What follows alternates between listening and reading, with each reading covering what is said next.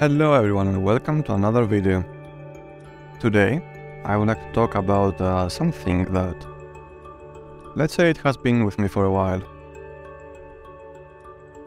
For the longest time I have noticed that a lot of games lately have been promising very bold promises. For example, you may have seen the whole trend in the last at least 4 years with earn-to-play games. Now this is something that I've been looking into for a long time. More specifically for at least 1 year, if not more. Now the issue with this subject is that it's actually, let's be frank, a waste of time. Now why is that? Well, earn-to-play games, or otherwise known as crypto games, seem to be using the same technique I, for a long time, have discovered that many systems use, both on the internet online but also offline. Now, what do I mean by that? Well, let's say if you go into any of those games, you will start to notice the same pattern, the same exact pattern, on and on and on. And what is that pattern? That pattern is something that they took from Book of Investment and, honestly, fraud. While not a fraud directly, I believe they are taking from the book of fraudulent activities from the past, and they are using it and reusing it to gain profits, obviously. Now, what do we mean by that? Well, you see, most of those games seem to have the very same techniques of introducing you to the game, having a hook, which usually it doesn't have to do anything with gameplay. It's usually about how you can earn from that game. Now here's the catch. Those games do not focus on actual gameplay. They focus on money. Most of the people that you will find on those games, even if they are social games, they will be, for the most part, people that actually care about economics. And they do not care as much about gameplay, fairness, and so on. They care about a good and healthy economical ecosystem, but that's about it. They don't care about the balance. They don't care about anything other than that. The main focus is usually cryptocurrency. And this has been a problem for a long time. Now, I have been also sort of a victim of those schemes, otherwise known as pyramid schemes, which I will come to that in a second.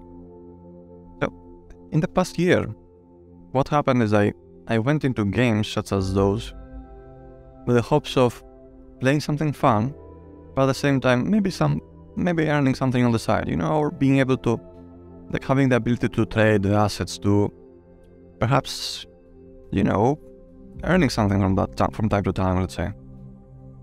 Now usually you might see like videos with bold statements or advertisements saying, oh, you will earn that much, or huge amounts like 100 a day or something. That is totally false. You cannot do that.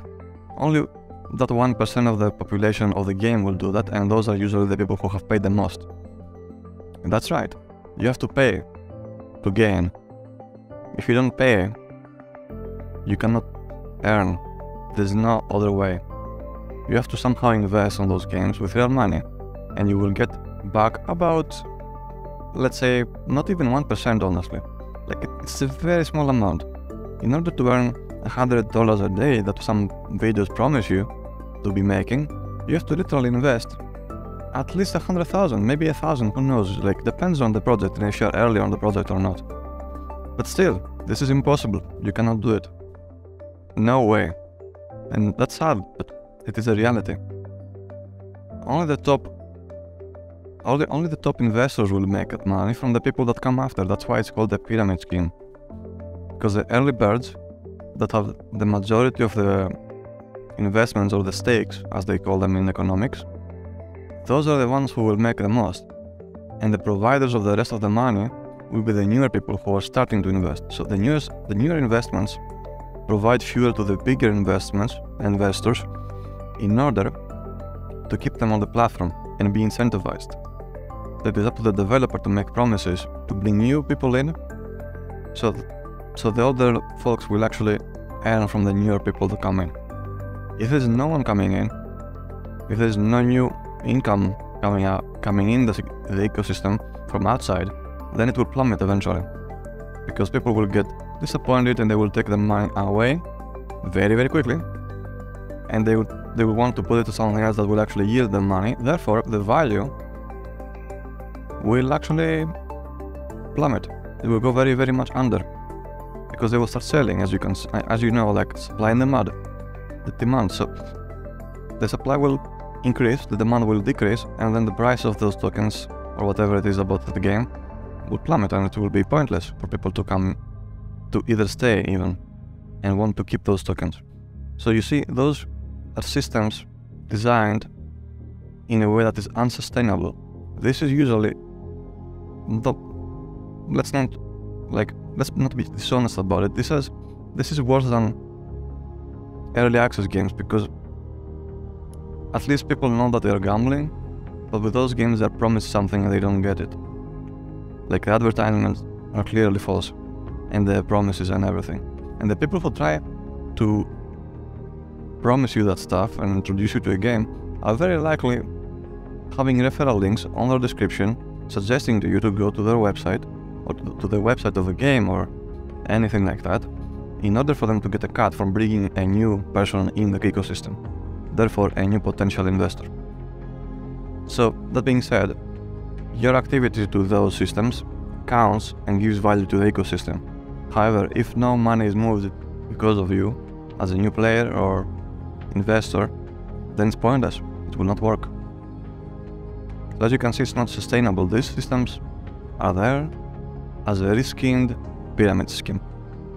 That's it. There's sadly nothing else. Of course, not to keep things negative, because some of those games, if they are actually fun and you want to stick with them, then in that case, yes, please go ahead and support them. However, make sure that the economics are right and sustainable. There are games that I have noticed offer that, and they have like some interesting ideas. Those ideas should be rewarded, of course. However, this is very rare, and in some cases it doesn't even work. There have been many claims that the Web 3, so-called, will replace Web 2, which is the classical internet that we have today. You know, like things like YouTube and Google and stuff like that. And that will probably not come anytime soon, because they cannot function properly. They call them decentralized, or decentralized apps and so on. But actually they're very much centralized. It's just another facade. To be frank, it's still an illusion. It's a promise that probably will not be fulfilled, because those systems are closely based on real-world systems that also did not work. Now, what do I mean by that? Well, as you can see, there might be something like, let's say, Facebook or YouTube that promises to be a different platform that is not controlled by one single corporation. That's what decentralized mean. However, those platforms are still controlled by investors. Now, what do I mean by that? Well, recently, Ethereum, as you know, is one of the cryptocurrencies or digital currencies. And those are now not controlled by miners.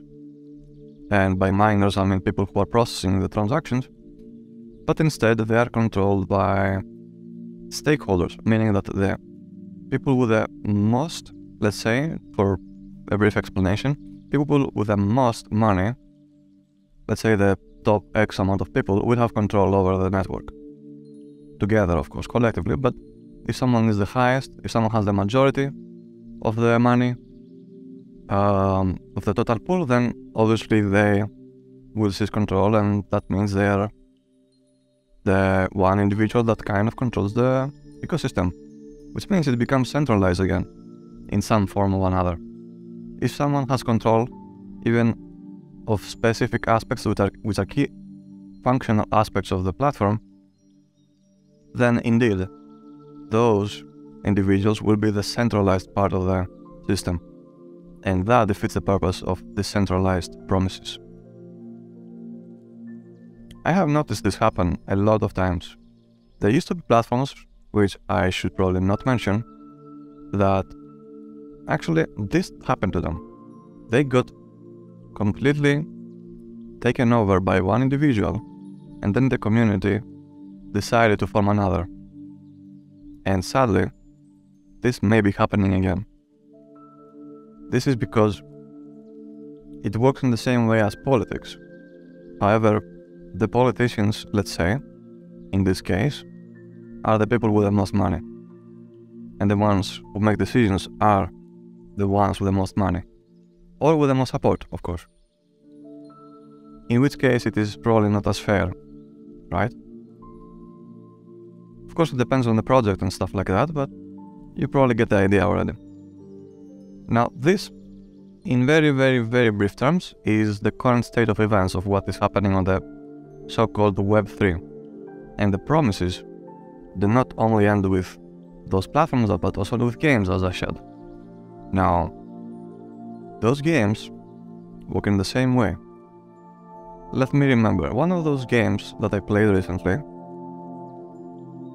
was a card game, and that card game was actually pretty good.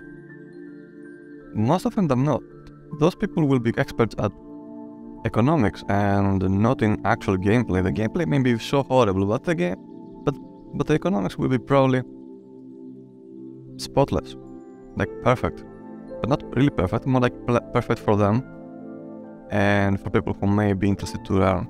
And then again, you don't really earn anything. It's not like you're in a MMORPG, for example, like World of Warcraft or other things like that, and or Lineage from back in the day, and you will go to a dungeon and you get like a very rare weapon and then you will sell it. No, you cannot do that. But here's the trick.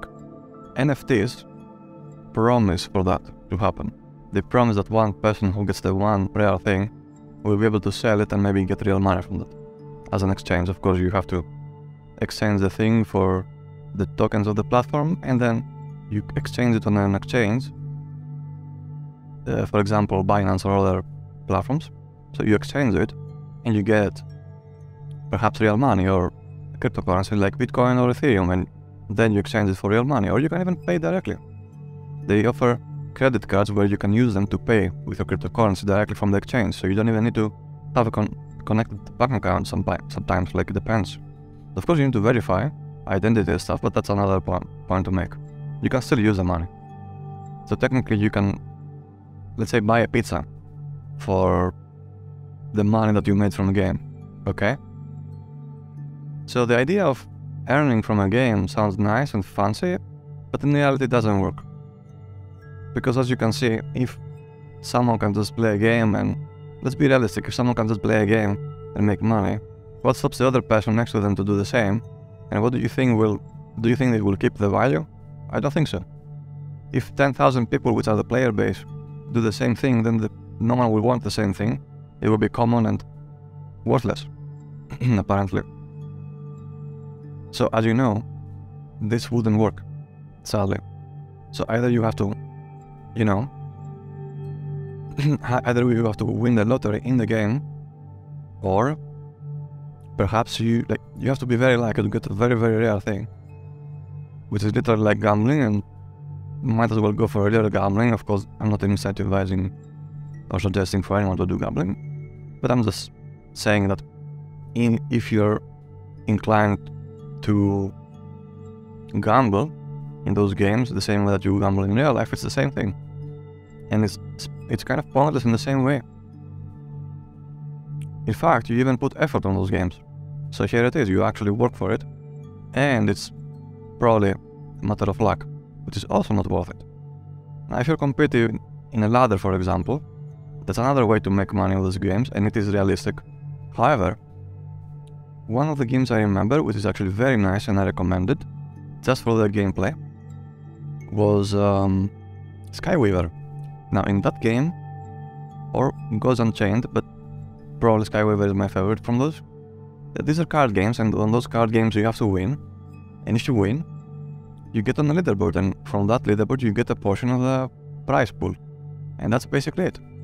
Now the prize pool is probably like the accumulation of the value that probably the developers accumulated from the exchanges and all that. And I'm not sure how it works, but basically whatever there is the prize pool, they totally spreads across all those players who basically are on the top 100, let's say.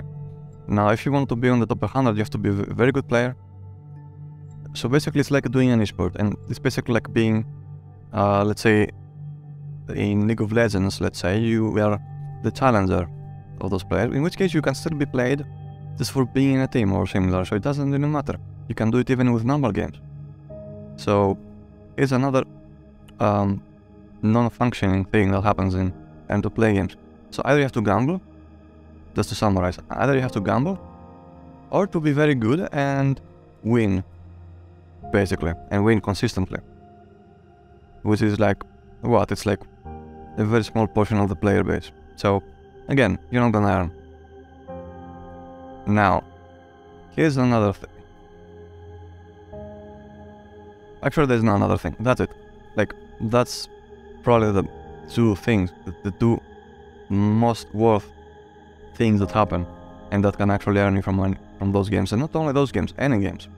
There used to be a case where people would sell items in Lineage 2 for a couple $1,000. And that did happen a lot, actually, back in the day. Now it doesn't happen often. Like, there's communities, people give to each other, it doesn't matter. It doesn't happen as much as before, but it still happens. We still have gold sellers and stuff like that. It's basically the same thing. They earn from games. Of course, unconventionally, but still. You know, it's not supported by the games, but still. Now, there's another way to earn from games, and that is specific games offer you a way to grind dailies every day to get, guess what? A few cents. By playing a game, even for a year, for that 1 year you will make decimals up to maybe a few cents a day. Yes, it's grinding, but it offers you basically something that is way lower than the lowest of jobs that you can find in real life. So I wanted to address all that because this is, guys, this is reality. This is like, your time has value. Do not waste it on those things. You can do way more with your time. Like playing a video game that you really enjoy, or finding people and talking with them, or anything. Joining a community, being explorative and exploring your outer or even inner world. The life is yours. Do not waste it on those things. I personally did waste a lot of time on those things just to learn, because my goal was to learn them. And of course I did not expect to learn anything, because I know better. At least after a while, right? But anyway, I digress. Of course there's a lot of abuse even in normal games. We have talked about that. There's a lot of games that ask for your money instead. But whether a game, here's the deal. Whether a game asks for either your time or your money, it's the same thing. You can make money by exchanging time in the real world and effort, or you can do the opposite. You can provide money and save time. If any game offers you either, you know something is wrong there. You know they are not really up for the game, and they are up for something else. So with that being said, I'm sorry for keeping you for so long. This was just one thing that I just wanted to express. So with that being said, please take care and have fun. Enjoy your life, enjoy your games, enjoy anything that you do. And yeah, that's it. And one more thing. If you want to, you can subscribe, you can like, whatever you want, it doesn't matter. You know, hang around, talk with people on the comments, say your opinions. Feel free to express yourself, alright? This is an open segment. So, yeah. Have a great rest of the day.